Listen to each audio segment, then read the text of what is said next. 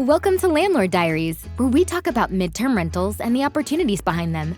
We'll share landlord stories, talk about maximizing investment potential, and discuss how to live the very best landlord life. This podcast is proudly brought to you by Furnished Finder, the place for everything midterm rentals. Remember to like and subscribe if you enjoy our content.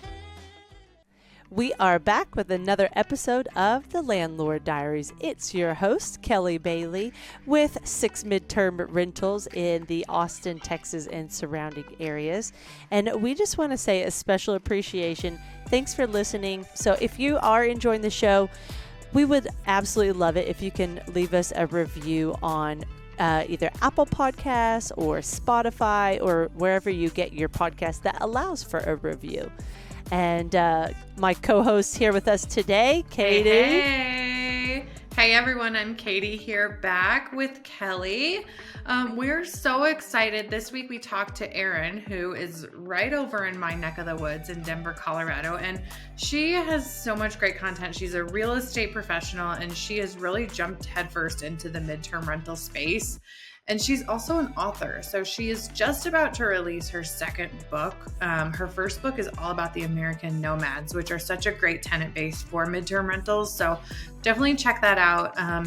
She has so much knowledge and it was a joy to talk to, and just really goes into not only the hard data side of statistics and everything, but also the soft side of marketing and data with getting to know your market and your potential tenants, and then really how to turn those leads into leases. So it's a really, really high value episode. We hope you enjoy it. Like Kelly said, please leave us a review, a subscribe. It helps us tremendously and it lets us know that you guys are into this content so that we can keep providing it. And please remember that this episode and every episode are brought to you by Furnished Finder. So Furnished Finder is the go-to online marketplace for your midterm rentals. It is a lead generation site where you can find potential tenants to connect with, and from there you can communicate, you can sign a lease, you can do all of the things. So it's $99 to list your property, and that's a year. So you get all the leases, all the leads you want for $99 a year. So be sure to check it out, and here we go.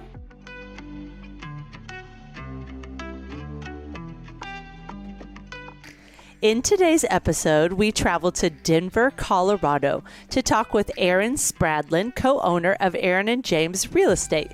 Erin is a real estate professional, consultant, and author. Erin loves to educate others on real estate topics, but especially the midterm rental model. Today, we will dive into her first book, American Nomads, and focus on the growing population of remote workers and who they are. You can follow her channel on YouTube by searching Erin James Real Estate. Thanks for being with us today, Erin. How are you doing? I'm great. Thank you for having me today. Well, let's jump into the first question, which I'm gonna beat Katie to the punch today, and we like to start off with tell us about your personal investment portfolio. Sure. So we've owned I think 6 or 7 properties total. Right now we have 3 and then our primary. So we have a condo in Denver, and we just sold a condo in Denver, and then we have a primary residence in Colorado Springs, and we are acquiring a primary in Mexico, which will be an interesting, not a primary in Mexico, an investment in Mexico, where we'll be doing the medium-term rental space. And then in the past, we've had, I guess, a handful of properties as well that, for the most part, we've done medium-term rentals on because the laws have changed. So we got into the space because we were doing short-term rentals in Denver. And then when the laws changed, we ended up moving into the medium-term space. And then after that, as we took on new properties, we kept in the medium-term space because we just liked it better as a rental model. And I especially like the fact that you enjoy educating others on a variety of real estate topics, but especially the midterm rental strategy. So what made you want to get into the education side of things? That's a great question. I think with real estate investing, there's some mantras or ideas about the only way to do it. And I think that short-term rentals kind of broke that up. So when I was early in my career in 2017, I would have people come and they would say, I want a duplex. And I'd be like, well, you don't have the money for a duplex, but a really good strategy for you would be to buy a property and do an STR, short-term rental, in the basement. And sometimes you would get pushback, like someone had a relative or whatever that was looking out for them that would say, no, Airbnb is not the way to go. So I found that I was doing a lot of education in that way. And then when we started to really like medium-term rentals and we saw the models and the laws changing throughout the Front Range, I would start to have to present this to people and say, I know that you've heard all about the money with short-term rentals and you're really excited about that, but the law is no longer favorable for that. And you might consider medium-term rentals because you'll, be in compliance with the law. You'll still be able to use it during the summertime if you want. And also, you'll still make pretty good money and you can maybe knock out the property management side of it as well. So I found myself doing a lot of education on that and trying to convince people. And so then I thought that there was an opportunity to have a YouTube channel about it because I think it is something that we're going to see more and more growth in. And obviously the book is a lot about that as far as people being freed from being geographically tethered to their jobs. Now they can work from anywhere. So I guess my theory is that there will be a lot of people that want to live a month or two in a different city, especially young people, people from their late 20s to late 30s that aren't necessarily having kids yet. They have fur babies, but they want to travel. So just educating people on the fact that this model exists, it's lucrative, and there's a huge market for it. So I found that those pieces, people need to be brought up to speed on that. And I enjoy that part of it. Mm-hmm. And just to fill everyone in, because Erin and I are both located somewhat near Denver. And Erin, you'll probably be able to give a little bit more color to this than me, but Denver is one of the cities that said you cannot have a short-term rental that is outside of your primary residence. Is that how I don't know the details because I've never had a short-term rental here. But Erin, why don't you talk to us a little bit more about like when that happened, what the law is currently, and how that kind of affected your personal investments? Because I know that Denver is not the only place that it's happened in the country, and it's not the only place that it's going to happen in the country. Yeah, I think I heard a stat not too long ago that 3% of the nation has regulation on short-term rentals. That seems small to me, but there's more than that, but maybe that's the case. Maybe it's mostly in big cities, but the regulation comes in city to city. So Denver and Colorado Springs don't have the same law. Denver and Boulder don't have the same law. So you have to check with your local city. But the way that they do it is you're kind of looking at three things. So you're looking to see if the city code has something written in about the length of the rental. And the majority of the cities, if they have anything written in, it's going to be for 30 days plus, or they're not going to have anything, or they will have adopted a specific law. So in the past, it was always illegal to do short-term rentals in Denver. The code has always been 30 days or less is illegal. 30 days or fewer has been illegal in Denver. However, no one ever paid attention to it because it wasn't an issue until Airbnb showed up. So when Airbnb showed up, Denver got more serious about compliance. Denver is extremely serious about it. They are very good at finding people. And as of the last time I checked, they're the only city in the United States that actually issues felonies if you break the law because you sign an affidavit on it. And they pretty aggressively went after some real estate agents and lawyers that had kind of skirted the system. So when these regulations came in, we had our own investments and we went into real estate because we thought that it would be smart to be, real estate agents that are focused on the short-term model because people need to know these laws. And so we've always been super focused on being able to tell our clients, this is the law. This is the city that you can do what you want to do in. These are the cities that are better for it or not good. And again, our benefit would be to help you avoid doing something like that in Denver where you think it's okay. And to be clear, you can do a primary residence short-term rental in Denver, but you can't do a straight investment. Whereas a city like Arvada, you can do a straight short-term rental investment in Arvada. And it doesn't matter if it's your primary or an investment, but it's city to city. So you're looking at the code and trying to figure out what makes sense. And as cities adopt these limitations on these rentals or just start to monitor it, then a medium-term rental is a great option because you are usually at that 30-plus day threshold and your property is still furnished. Well, Before we jump in to the focus of this episode being who are remote workers, I'm really excited for you guys to hear about this. But before we jump in, I had asked Erin, what are some things that, especially being a consultant and knowing the market, what do you think our Furnish Finder audience of midterm rental hosts needs to hear? And so there are three things she wanted to talk about. And so we'll cover those real fast, which are, the first one is how to properly write up your listing on Furnish Finder. And I'll combine it with one of the other ones, which is be purposed with your headline. So what advice do you have for that, Erin? Across all the sites, you see a tendency to write very generic headlines like cozy bungalow near Denver. And I think that when you're talking about these generic terms, it's not telling much. And Furnish Finder is really great for this because you can write a specific headline. You're not limited in what you can say. So I think taking advantage of that. So for my headline, I always put when the property is available. So even though the calendar will direct you to this, I think it's a good idea to just really reinforce it for people that are searching.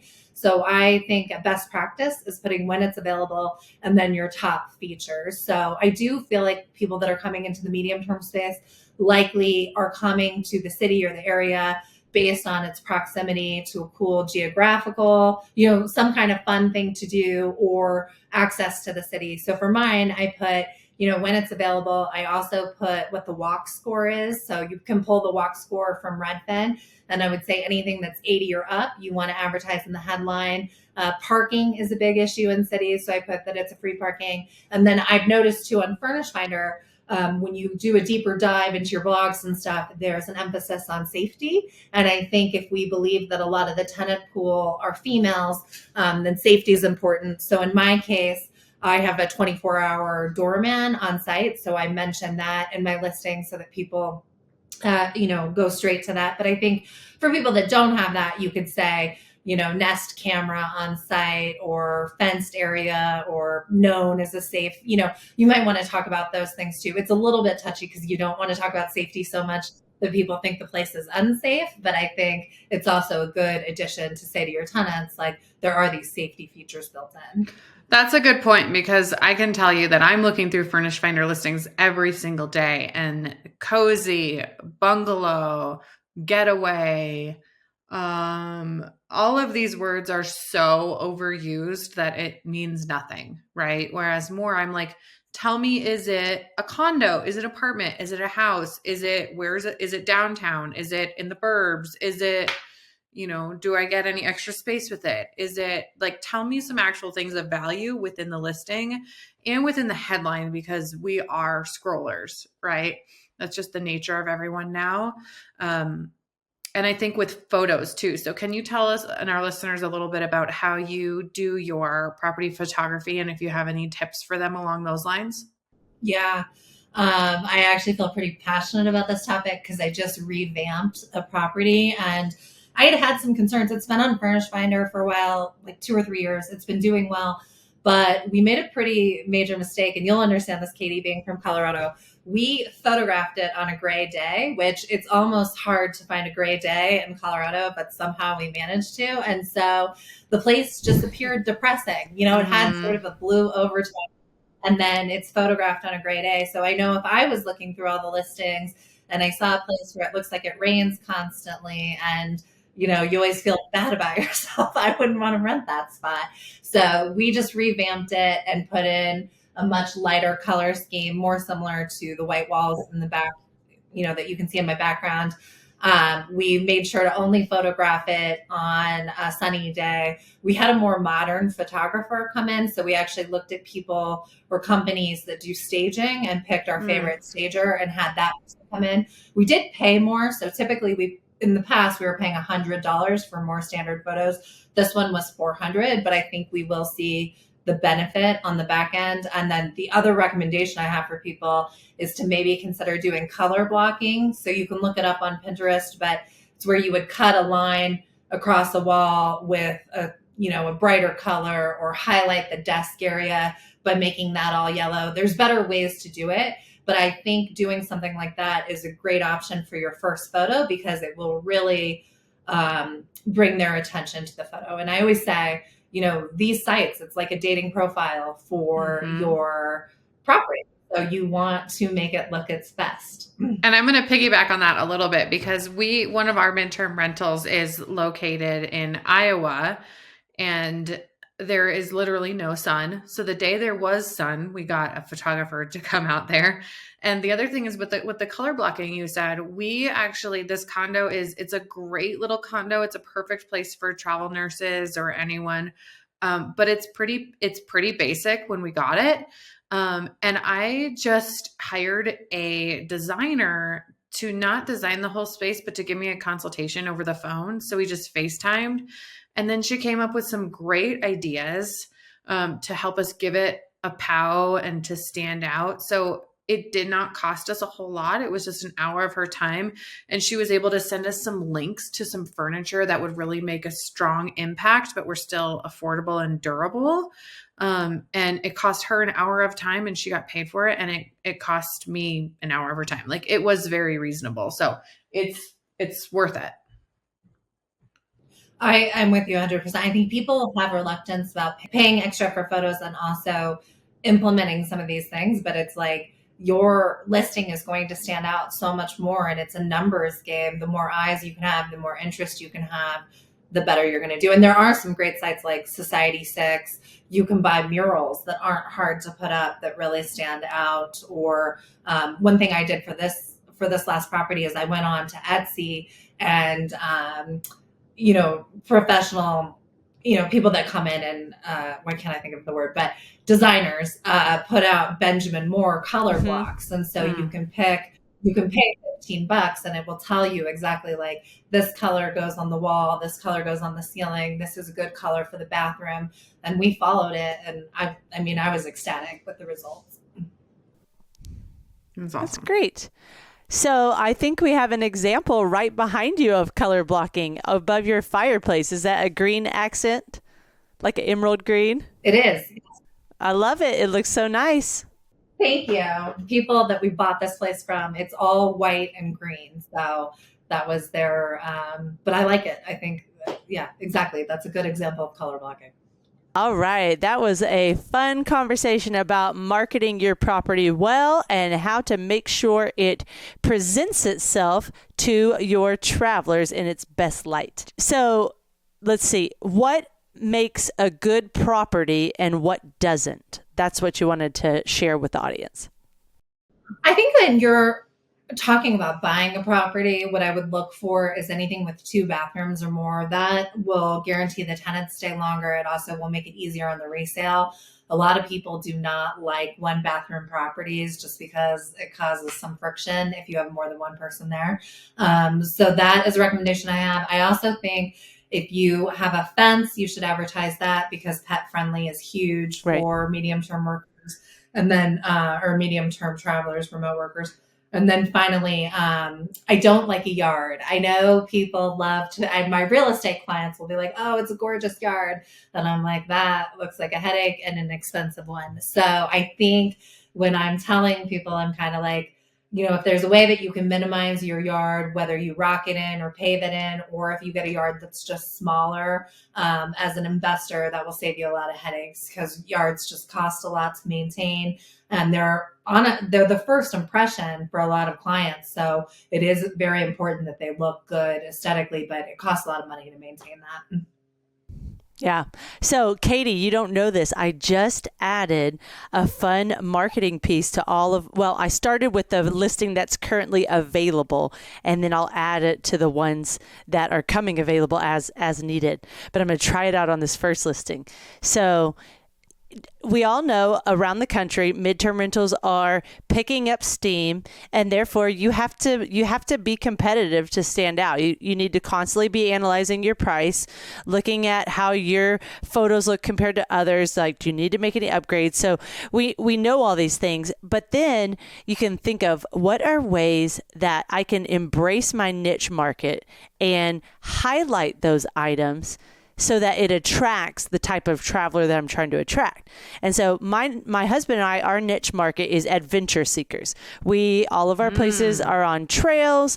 We like to be able to walk to dinner or, get on a 10-mile bike or something like that. So that's one of ours. So we always make that one our main photo to show the adventure side and tie in the headline to work with that. But I was like, okay, how else can we stand out? So we have a masseuse that we really like, and she does in-home massages. So I was like, totally marketing that. To my house. Nope, she's just for my guests. If you come stay in one of my homes, you can use her. But her name is Anna, and her prices are very reasonable. She's hour massage for under $100. So I just added that. I put it a marketing piece and put a picture. I built it on Canva, and I put a picture of someone getting a nice hot stones massage. I put a picture of some bicycles on the under the sunset, and then a picture of a work from home desk. And so that's what I wanted to make sure people knew is, hey, we have high speed internet for those that are working from home. We set up work from home spaces so that you have desks to work from or multiple areas in the home that you could work. We have an in-house masseuse if you would like us to have her come stop by. And we started adding bicycles. So I don't commit to them just because, things break. But the idea of if you would like a bicycle during your stay, let us know and we'll do our best to make that happen. And so we have 2 properties now that they've saw that note and we're like, oh, so what's the deal with the bicycles? We're very interested in those. And so we go scour Facebook and find $50, $40 cruisers and then make sure and get the bikes to them in a reasonable manner and have a liability form that they can fill out saying, hey, if anything happens to you on this bike ride, it's not our responsibility, it's yours. And the most we would take out, let's say they damaged it or it left it out in the rain and it got rusty. Well, I can find another one for under $100. So I just said the most we'll take out of your deposit is $100. So that was a fun add-in just to make it, unique in this changing market. That's awesome. Something fun and different. It's going to make you stand out. Right. Yeah. And somewhere like Austin too, where a lot of the people that are coming in are active, and same thing with Colorado, to highlight that, it's all set up for you. A massage, that sounds amazing. She's really good. She does good deep tissue. So, all right. So now let's jump in to the meat of this episode. We've already talked about such great stuff, but to go ahead and keep the title in sync, we want to talk about who are those remote workers. And I love, Erin, that in your book, it says that it's around 22% of the U.S. workforce that is expected to be working remotely by 2025. That's a large percentage. And, people are noticing and taking action for those 28 plus day stays or 30 day stays. So I really want to jump into that conversation, starting off with so it's chapter 2 in American Nomads, and it's 10 things to know about remote workers. So the first one, Erin, that I want to talk about is you emphasize what the difference is between digital nomads and remote workers, because Katie and I just always called them digital nomads until I read your book. We use them pretty interchangeably right now. I'm not going to lie. Yeah. Yeah. I did too. And it's actually why I called it American Nomads. I liked the name too, but I think that American Nomads are a little bit different than digital nomads, with the idea being that in the past, if you were a digital nomad, a lot of times that meant that you went overseas and maybe you were earlier in your career where you had some more flexibility and maybe you hadn't acquired a car or a house or anything else. And so it was easier to take off and go overseas. It's much more of an adventure. So I think it's driven more by where you can go and where you can live cheaply and work remotely. Whereas I think American Nomads, because of COVID and because of the way the world changed, I think they are more focused maybe on the United States. They tend to be white collar workers. So even though we were talking about, it being roughly 20% and the overall workforce being remote work, I bet that's much higher for white collar workers going forward, even though we're in this struggle right now with like Elon and some other people talking about people coming back to work. I think long term, the workers will win. If you want the best talent, they're going to want to be able to work from wherever, especially if you can't make a case for them coming back in. So I think what's different is that they might be traveling more in the US. They might be a little bit more established in their careers and have more money. And I think I also was saying in the book that there might be a higher population of females because females tend to be a little bit more risk averse. So they might not be looking to drop everything and go overseas, but they might be more comfortable with the experience of dropping everything and moving from Denver to San Francisco or Denver to Boston or New York City or wherever for a couple of months. And so I think you're going to have a higher percentage of white collar workers in this space and a higher percentage of females in this space. I have seen a large increase in the housing requests, like when the tenant leads that come through for us landlords. When I look through the unmatched and the matched, it's tons of digital nomads. It's like now I'm seeing about half and half in the Austin area. Probably not that much, but I notice a lot more travelers coming through. Like, hey, we're looking for a fun place to stay for a couple months than I used to.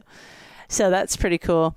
Well, it's interesting too, because that feels like fairly geographic too, like, and seasonal, right? Like there's some places in the country where I think the primary driver to go there might be like a good contract or something.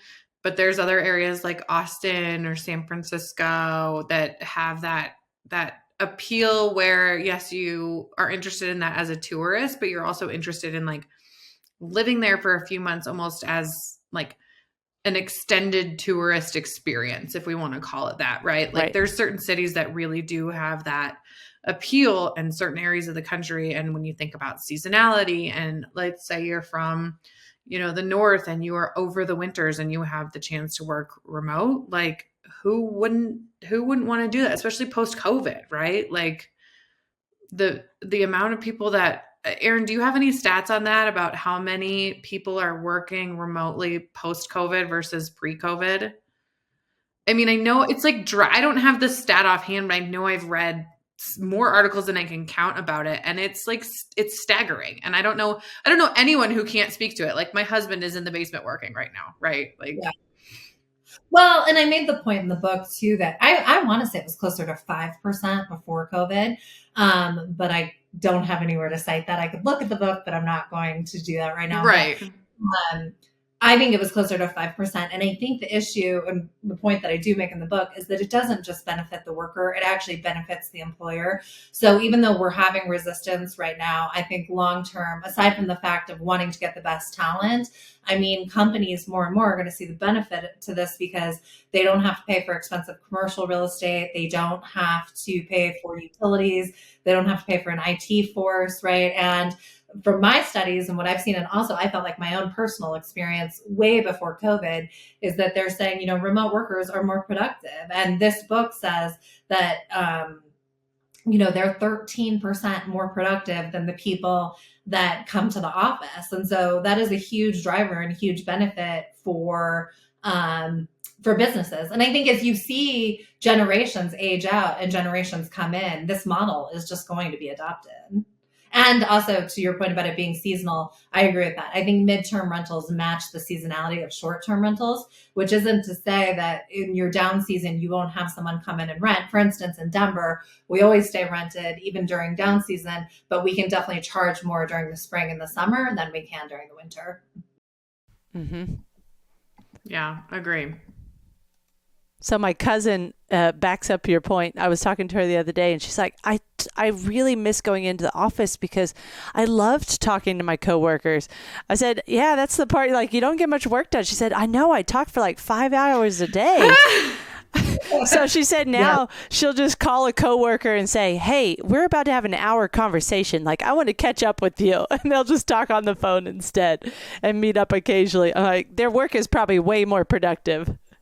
Yeah, it'll be interesting to see how that all kind of balances out, because I think as a society, we are all like very kind of remote, and it'll be interesting to see how we counteract not all, but a good chunk of us working remote or digital nomad style, and how we're going to keep that social life, right? Like, are we all going to start going to bowling night and like, No, what are we going to do? not. Are we going to start having more book clubs? Because at some point we're social beings and we've got to counteract that. So That's so interesting. I was in a group for authors that, and they were talking about whether or not books are the future or what. And they were saying that bookstores are having this resurgence, and so are book clubs because people are lonely. And I think co-working spaces are going to do quite well. And I think Meetup also has a huge opportunity right now because I don't think people want to go back into the office 5 days a week, but I think they miss people. I miss people. But I would rather be around people where I can talk about wine or a book or a hobby that I like versus work. Yeah. So yeah, it'll just be interesting to see how we all kind of come out the other side of this. But remote working and people traveling, that's not going anywhere. It's just not. And I think, not to mention the other guy, but you look at Airbnb statistics and they said, for the first, I want to say 14 years of them being around, only 10% of their bookings were, this 28, 30 plus day stay. And in the year of COVID, they added another 15%. So now a quarter of all of their bookings. So it was 10% for the first 14 years. And then in a year, they added 15%. Now it's 25%. You can see them leaning into it. And obviously you guys are experiencing it, right? So I think that this growth is not going anywhere. People are not going to want to go back. Right. I think this is a great time to insert a question I had that I didn't know where we were going to fit it into the show, and this is perfect. So I have found with the short-term rental sites, Furnish Finder in general, because midterm rentals, if you're only midterm and you don't intermingle with short term as well, you don't want to book that far in advance because of those gaps. So I know that we get a lot of traveler frustration with that because they're like, I'm trying to plan ahead for those, type A ready to do everything ahead of time.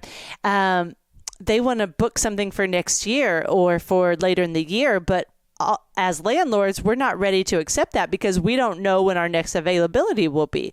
If we have, travelers that are doing a remodel or an insurance claim, those that don't have a set date that they're moving out. So how do you educate others on, the other guy and on our site, how to embrace your calendar or just your headline well to really communicate your availability in the right way?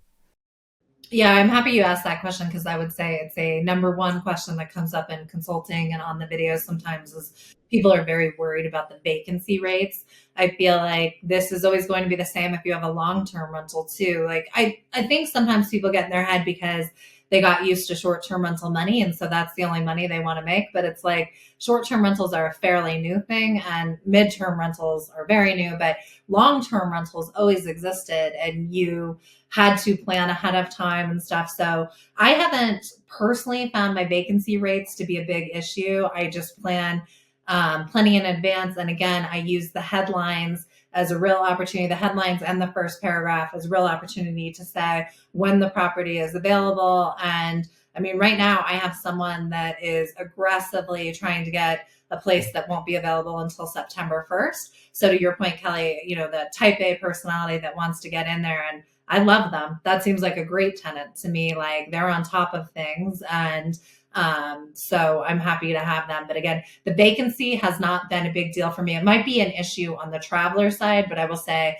as the host, it has not been an issue as far as getting people in. Do you go ahead and book those that are inquiring far out and you haven't seen a gap there in your vacancy? No, I haven't at all. And again, it might be, this particular, in general, my Denver properties and my Colorado Springs properties, which are different types of properties. One's a single family home, the others were condos. It has not been an issue. And I am going to take this tenant if they want it, because I always tell people this, and I mean it, you set your price really high when you're far out and you go low as you get closer. So right now, very high price and they want it for September 1st. I'm going to take them if I can. Okay. Good. Thanks. Yeah, it's interesting the time frame that these midterm travelers are looking. A lot of them, if they're on a work contract and they don't know if it's going to renew or if it's not going to renew, or they sign it last minute. I know if I look on Furnished Finder in my back end right now at my matched and unmatched leads, a lot of them are looking for a lease that starts within the next 10 to 15 days. And Good. I'm sitting here, and both of my midterm rentals, one of them, the lease is going to be up beginning of March, and the other one is the beginning of April. So in my mind, I'm like, okay, I need to start pursuing my next tenant. But then I'm like, I don't even think we're there yet. So there's such a wide variety. And it's interesting because when I think about like planning a vacation, I plan a few months in advance. And if I'm looking for a long-term rental, I'm probably going to look even further in advance. But this midterm space, I feel like you have to be both patient in waiting for the right tenant and knowing that things can happen very quickly at the same time. So it's like this weird universe where you're like, okay, be patient. But then when the right one, like you could have it like that. Like it's a different type of universe. I had kind of an interesting experience so we have a 1 bed, 1 bath in Denver, and we had this nurse come in and she secured it in November. And then she wasn't going to come in until January 15th, but the place was going to be available January 1st. But I really liked her. So we asked her if she would split the difference with us. So she would start paying January 8th. And she did. And I know some people don't like that. Like sometimes you'll get tenants and they get kind of turned off if you ask them to split the difference. But in my mind, that is a good indicator of their willingness to compromise. So I'm actually okay letting go of tenants like that. But then this nurse came in and she was awesome. And then within 2 days of her being there, her contract got canceled. So she asked me if we would work with her. And I said, yeah, let me know. I'll post it. And I got someone else in immediately, which probably means that I'm underpriced, honestly, if I'm having someone come in immediately. But it ended up working out fine, and it was a good experience. But I'm a little bit, the person that doesn't have a plan that wants to come in immediately, I want to make sure they're the right person before I agree to that tenancy. Yeah. Right. We just had the same situation where we had an availability for February 1st, but we had a lot of people interested in March 1st. And so the guy that we did work it out with, he had found a property on a different site and was there till March 1st, but it was not what he expected. It was just a lot louder than he expected. It was a lot more dreary than he expected. And so we already knew like this is a great guy because he was honorable. He wasn't trying to get out of the rental. He said, I committed to this. I'm sticking with it, but I want a new place when it expires. I'm like, you get brownie points right there just for continuing with the system, Right. And so what we did is we worked it out the same way that you're saying is I let him know we have to cover our mortgage. So I can't commit to you ahead of time if I know that I have to fill this, random gap. So if you can work with us, then we'll go ahead and just have you pay rent to cover the mortgage. You can move in early if you want. And of course he did. And then he's still paying the remainder of his stay on Airbnb if that host, makes him do so. But it worked out where we were able to work together and figure out a solution. And we hear that time and time again. Yeah, this is where I would encourage anyone who has a property on Furnished Finder to, even if you see someone who's an unmatched lead, and even if it's an unmatched lead by far, right? Even if the date's wrong, the budget's wrong, the number of bedrooms is wrong, like reach out and just talk to them and try to see, okay, what do you need? What are you looking for? Like maybe there's a way that my property could work for you and it could be mutually beneficial, because sometimes it's a lot easier to fit those pieces together. And a lot of times you can actually serve those travelers in a way. So, I mean, reach out and just have those conversations because you can find some good tenants that way. Yeah. Well, this is such great conversation. We've covered number 1 so far, so we better move on to number 2 through 5. Well, you know what? If we don't make it through, everyone's just going to have to go get Erin's book. Oh, yeah. Because I even started reading it, and it's so great. Okay, that's a better solution. But let's run through about the next 5. I think they'll be pretty quick. So, Erin, what are the typical industries and average salaries of traveling workers? Yeah, so the industries are going to be, again, kind of a white collar focus. So you see finance, even though finance can be conservative in some of their practices, there are a lot of remote workers that are in finance, that are in insurance. Obviously, in the medical field, you have traveling nurses, a lot of people out of tech. For us, at least, because we're in Denver, we have a ton of people coming from the East Coast and the Midwest that want to be here for the weather. But I would say, areas where you're really doing a desk job and you don't necessarily, I think creative maybe is a problem as far as like you might want to be in the office to collaborate for that. But a lot of like lawyers and stuff, they don't necessarily need to be right in front of you. You can be remote. So again, a lot of white collar workers. And I think even though, the stats, I was talking about the average salary, I think is in the 60K for remote workers.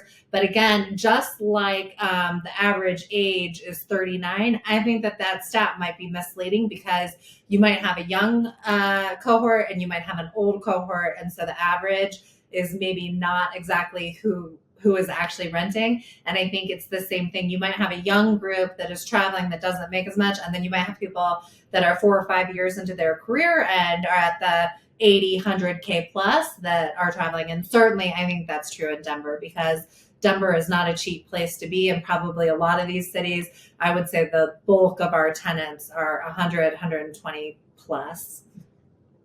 I like the way how you broke it down in the book where take the average salary. Okay, now figure out what is the monthly take home after taxes. Okay, now take that monthly take home and apply the 30% rule of, you want to rent a place that's about 30% of what you make. And you do a great job of emphasizing in the book that this is all relative information. It's just averages, but a lot of people will skew that and not worry about the 30% rule because something attracted them in a home. They're like, you know what, I can pay a little extra for this one because I really like that feature. And so I won't give the average salary or the numbers or things like that because you need to get the book. But she has some excellent graphs all throughout the book of you really did your homework on statistics. And I think that's been one of my favorite parts is just reading those statistics of how they apply to your strategy as a landlord and who those remote workers are that you're serving. So it's been really a great read. Well, thank you. I should take you around everywhere I go when I'm trying to convince people. Kelly and I are a sucker for graphs and data, and I'm a sucker for Excel. Like, you give us that stuff, and we just awesome. Yep. I'm such a data nerd, and I think a lot of investors are. Whenever I say I'm an enthusiast for Excel, my favorite thing is to sit down with Excel for a little bit. You'll have real estate investors be like, yes, you're speaking to me. Because I think, we probably attract that type of person. Yeah. All right. So I'm going to combine here a little bit. Let's talk about, because we already touched on one a little bit, the gender that is more likely to travel, relationships, children, and age, because some of these we already tapped on a little bit. Yeah.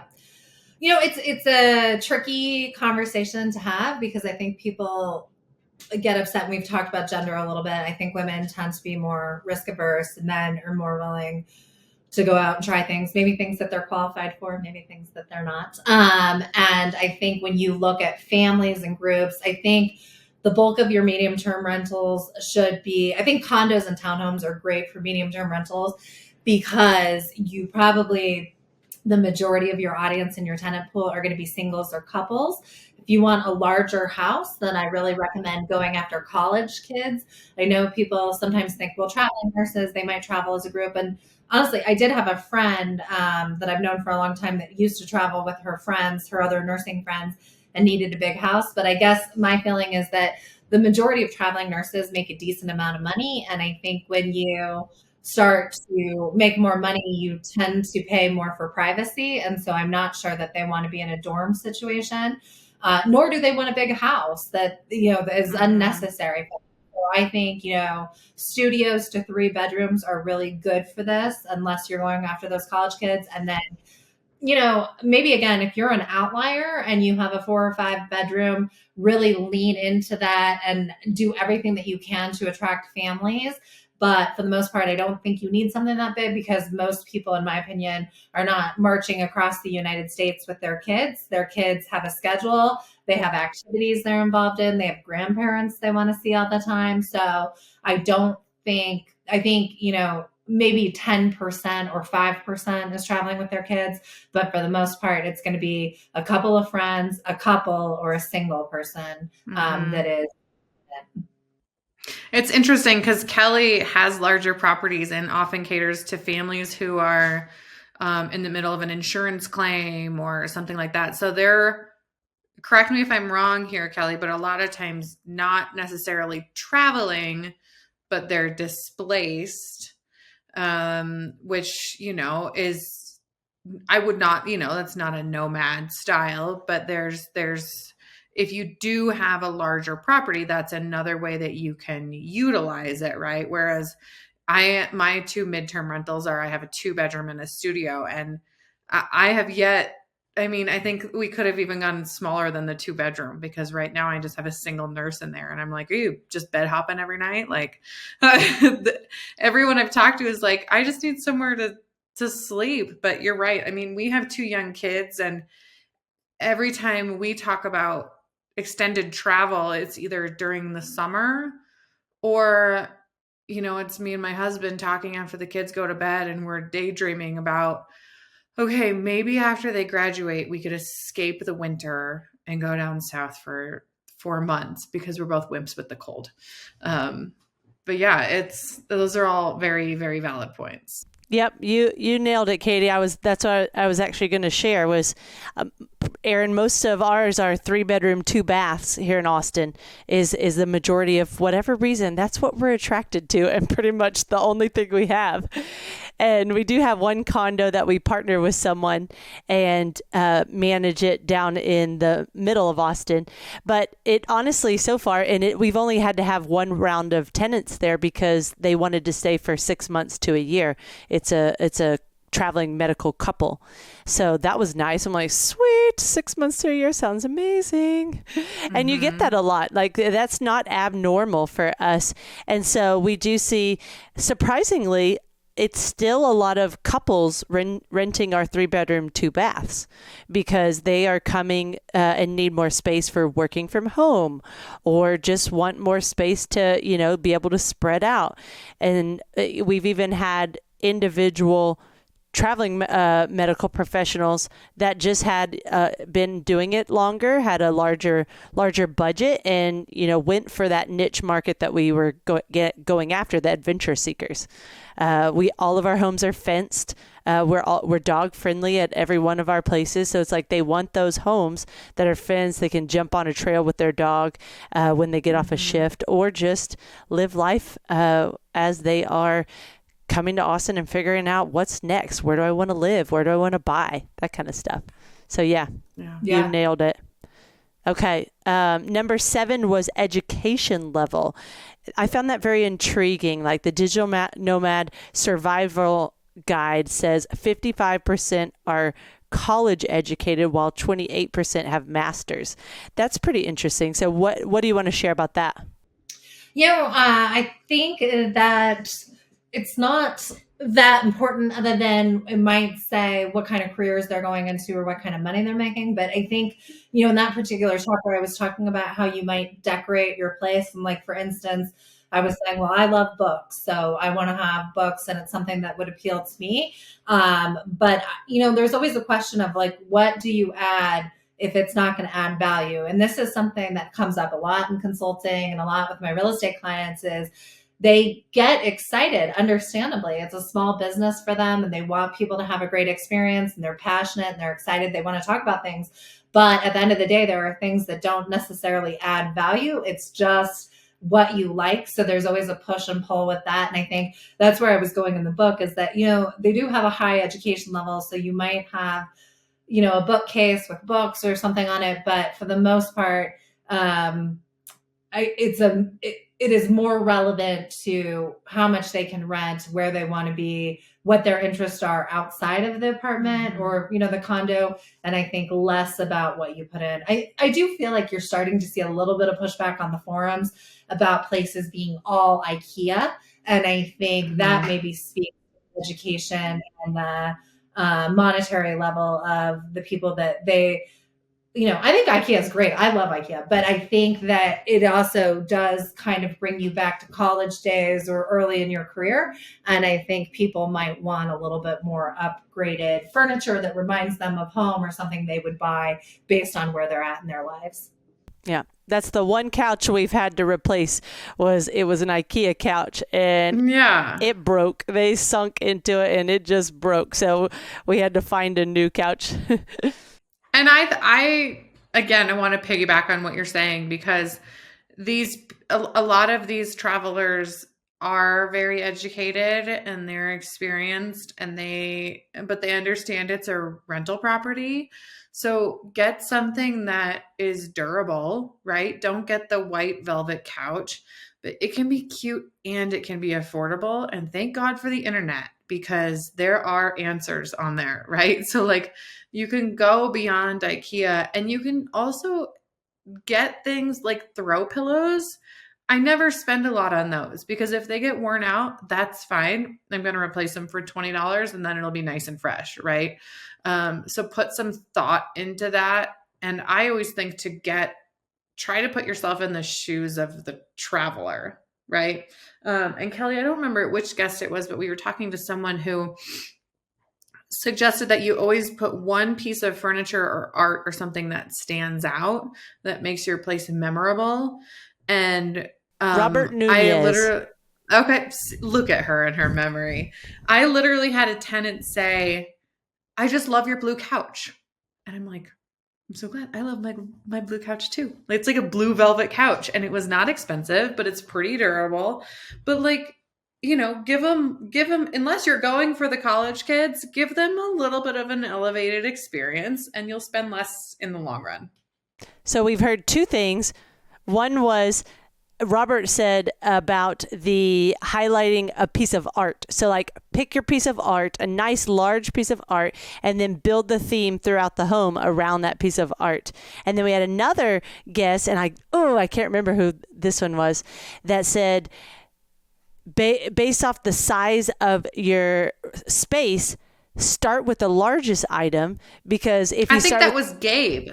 Was it Gabe? No, I don't know. Maybe. So start with the larger item, because otherwise, if you start with the smaller items, you end up spending more money to fill the space. Where if you just go with the right size couch from the beginning or the right size bed, then you don't have to spend more money to fill that space. And no one cares if you have cheap pint glasses, but they want a nice mattress. Yes. And I think, and what you were talking about with throw pillows kind of have the same purpose as paint. You could have a really colorful throw pillow that draws the attention or makes the couch actually look more modern or cooler or whatever. And I like your point too, Kelly, about starting, your former guest, how he was saying, start with something bigger or do it right from the beginning, because I think a lot of people spend way more money trying to cut corners or being really savvy. My husband and I, this has been a debate between us. I think I've won this battle, but in the past it was like shop at Goodwill or just order everything off of, Amazon or Target. And I am like, time is money and I just want it to look right. And I am willing to spend a little bit extra to have it delivered to me, know exactly what it is, be able to see the reviews. But I have a lot of clients that really love to do the deep dive, and I'm like, I don't know if it works out. That stuff breaks down. It doesn't always look right. It's a deal, but it's not right for the space.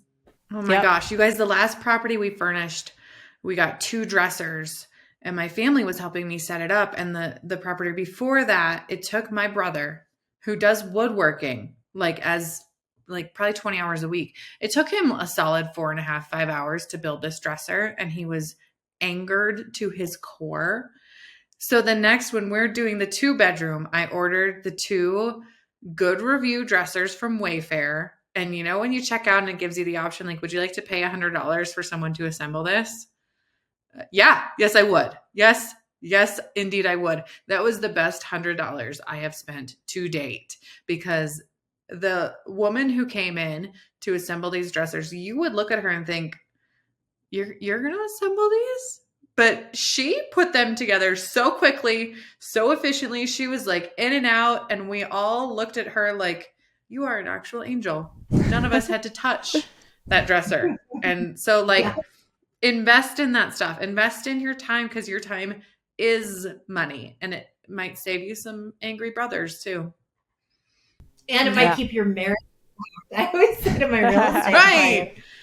People think that this is fun. It is not fun, and also I want them to have a good experience so that they'll want to invest again, and I think if your first property is just like everything is a headache and stuff, that's not fun. It is a whole nother job, not fun. So yep.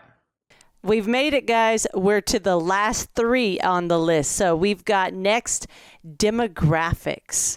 So you've got your book emphasizes that people are leaving areas that are cost prohibitive and moving to more affordable cities with amiable climates. So, and you give some stats in there on which cities those might be, but what do you want to add about that? Yeah, I mean, I think, again, it's not necessarily, you need to think about why they're leaving so that you can create a home or an environment for them that will be appealing. But some of this is not work that you need to do. It's work that the environment will do. I think Denver and Colorado in general lends itself to this in a way that I don't need to work very hard for. But we have a lot of people coming out of the Midwest and out of the North, and also Arizona, where the climate just gets really intense and they need a break. So in a lot of ways, the climate is doing the work for me. And I think so there's that. And then the people coming out of big cities are going to move to areas that have a cute downtown or something. So I'm kind of with this because I feel like a lot of this advice is like, if you were going to buy something brand new, this is what you would want to look at. But I hesitate to say that because I don't want people to feel discouraged or whatever if their property doesn't have everything on the checklist. It's like, if your property has 3 out of the 5 things on the checklist, or you're in a place without a great environment, without a great climate, that's okay. People still need to live there. But it's just more like, if you're thinking about an investing decision, there are certain things that you're going to look for, knowing that people are fleeing hard climates or they're fleeing overly expensive areas. However, if you're in an area, you're limited in what you can do.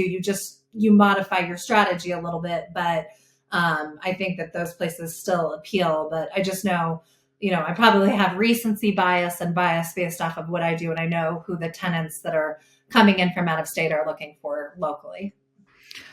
I think the heart of the message in everything you're saying, though, is like awareness, right? I can speak personally. We have properties in 3 different markets, 3 different climates, 3 different economic environments. And it really is about being aware, getting to know the different markets and the different areas, and knowing how to market your property appropriately for that area, right?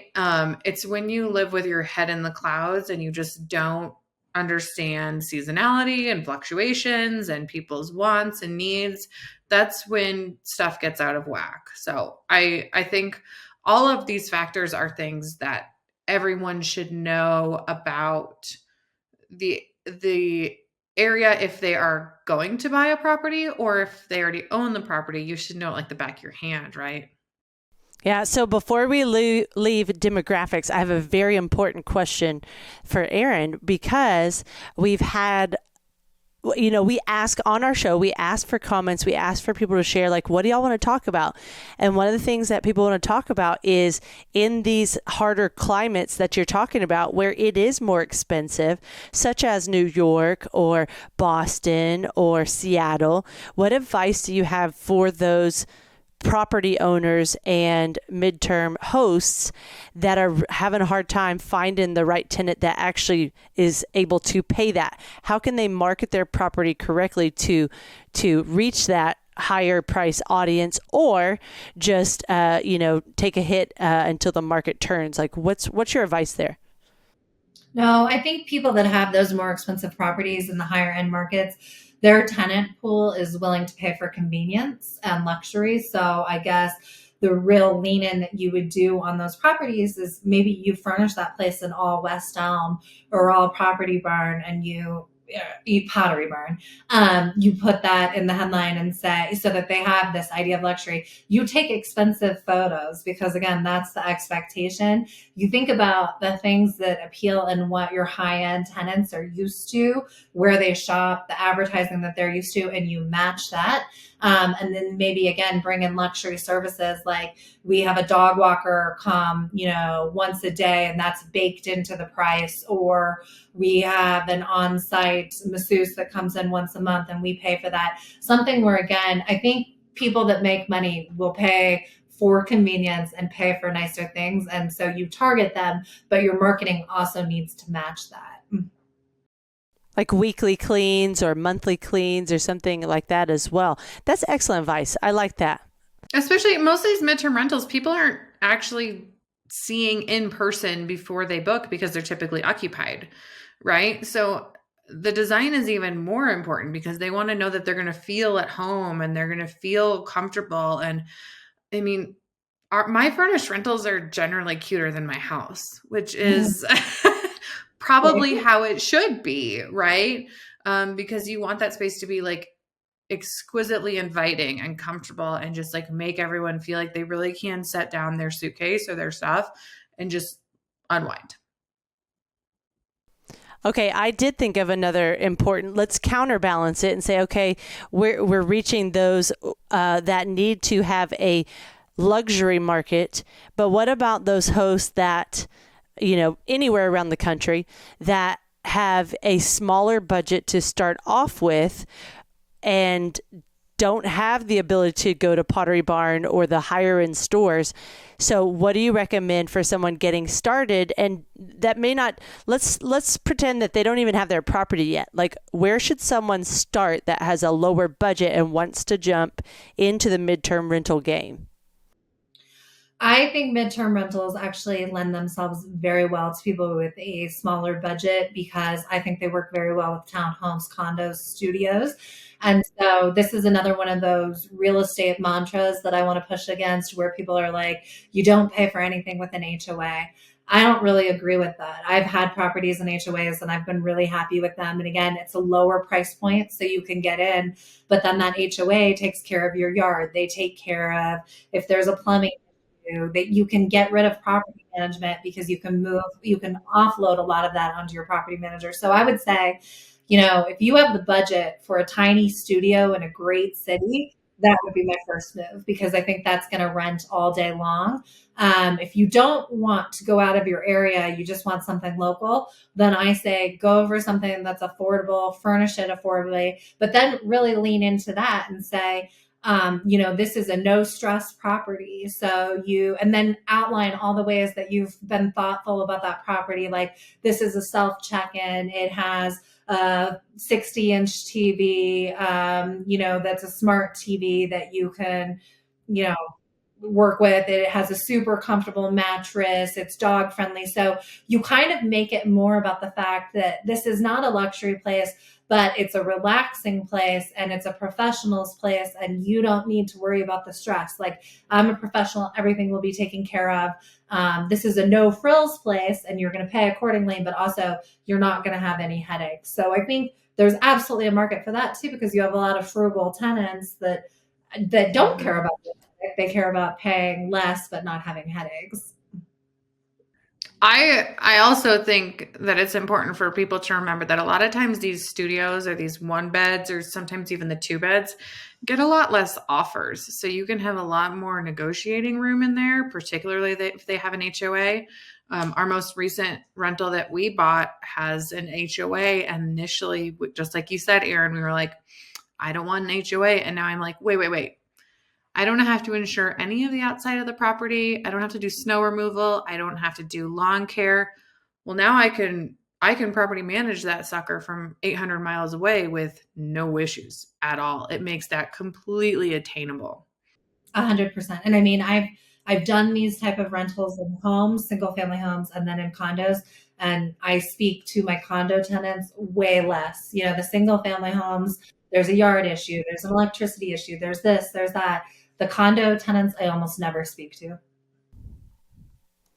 All right, this is a really great conversation. So remember, if you like the advice that Erin is giving, she is a consultant and she is not only an author of American Nomads, but she has a new book coming out that I think was just released. Is it active? Can they buy it now?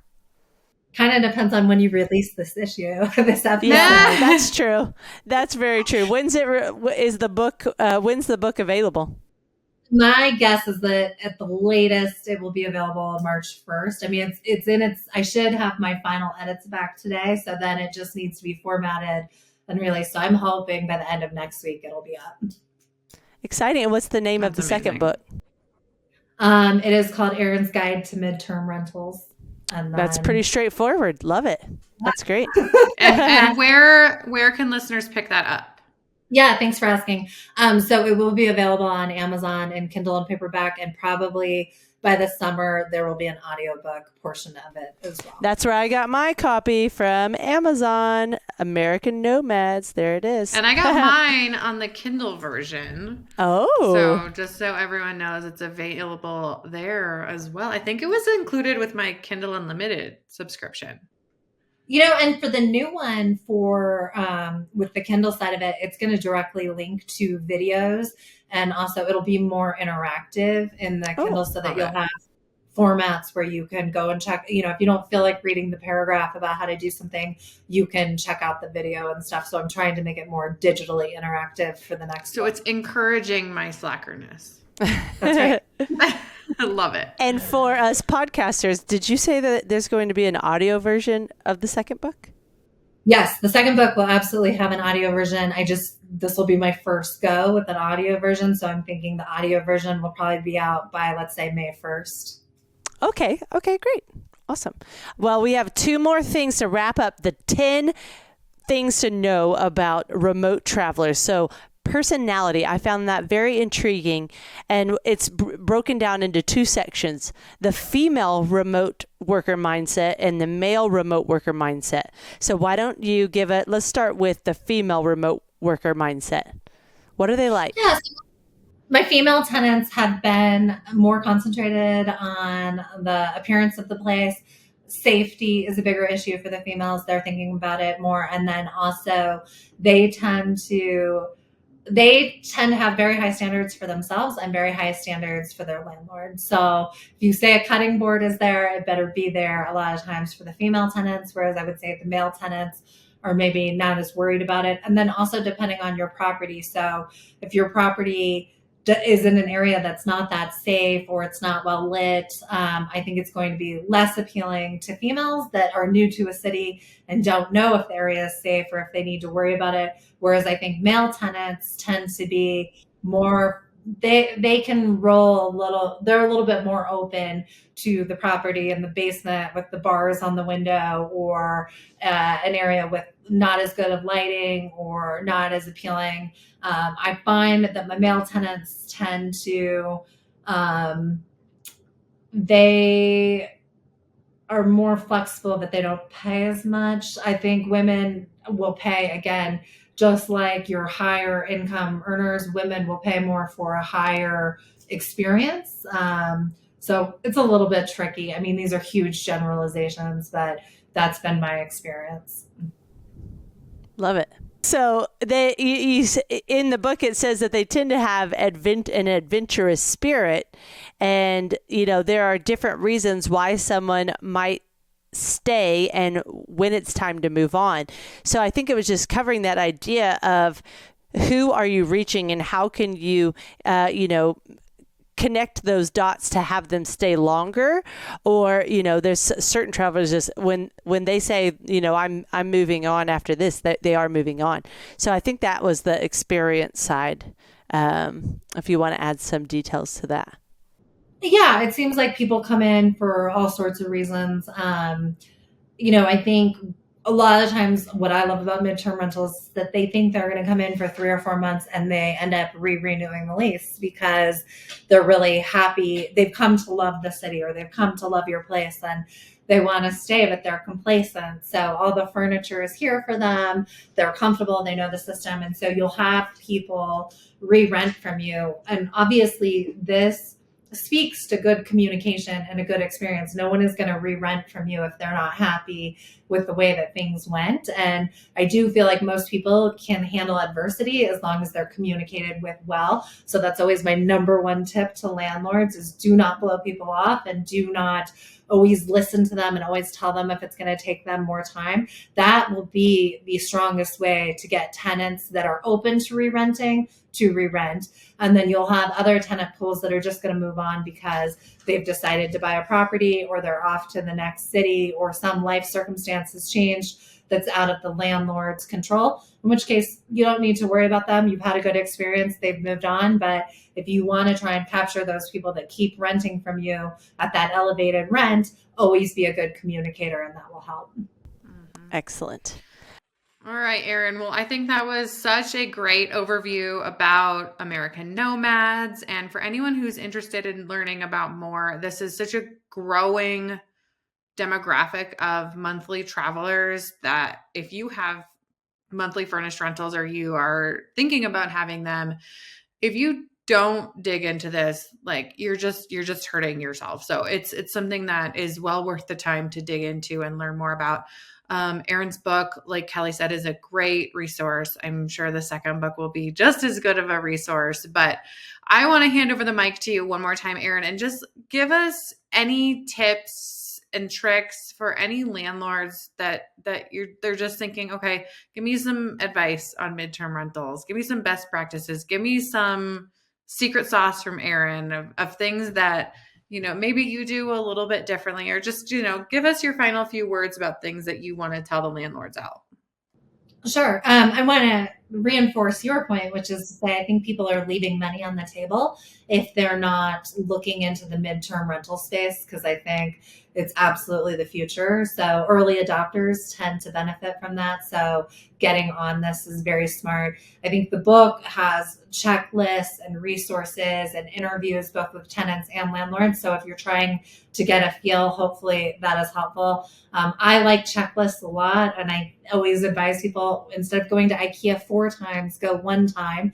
So that, try and write out everything before you go. That's been helpful to me. But as far as like just a general, like my top 3 tips to medium-term renters, I think I've covered communication, but I am obnoxious about being a good communicator because I just think it's a good courtesy and it's a good way to establish yourself as a professional and help your tenant. I think my second tip would be that this tenant pool is probably not traveling with kids, but they might be traveling with fur babies. So you can really stand out and have a much larger tenant pool if you allow, I say for dogs, I actually don't allow for cats, but I think dogs are a big one. Bonus tip on that is check with your insurance. There are certain breeds of dogs that your insurance won't cover. So it's important to know that. And then your third one, I just think smart locks. So I would say for midterm rentals, don't use a property manager. You can do a lot with a smart lock and a relationship with a good cleaner and a handyman without having to throw away a ton of money to property management each month. So the sites such as Furnish Finder and stuff make it very, very easy to connect directly with tenants. And so and you guys have great tools on the back end too, like KeyCheck, as far as having leases and having background checks. I've used them. I have liked them. I have found them very easy to use. And so I think even if you're out of state, I think you should try to manage it yourself the first round. The worst thing that can happen is that you find out you don't like it and you put on a property manager for the next round. Yep. That is really good advice. Well, we appreciate you being here with us, Erin. And for those that have enjoyed this episode, you can check the show notes on YouTube, or we also on the audio versions provide the link to Furnish Finder, the Furnish Finder landlord page, or to their direct website. So go ahead and connect with Erin if you would like to hear more or know more. And please subscribe. And we would be honored by your 5-star reviews if you're enjoying the show. If you made it this far, you're enjoying the show, and we appreciate it. And Apple Podcasts, Spotify, those are 2 great spots to leave a review. Thanks, and everybody have a good week. We'll see you next week. Thank you.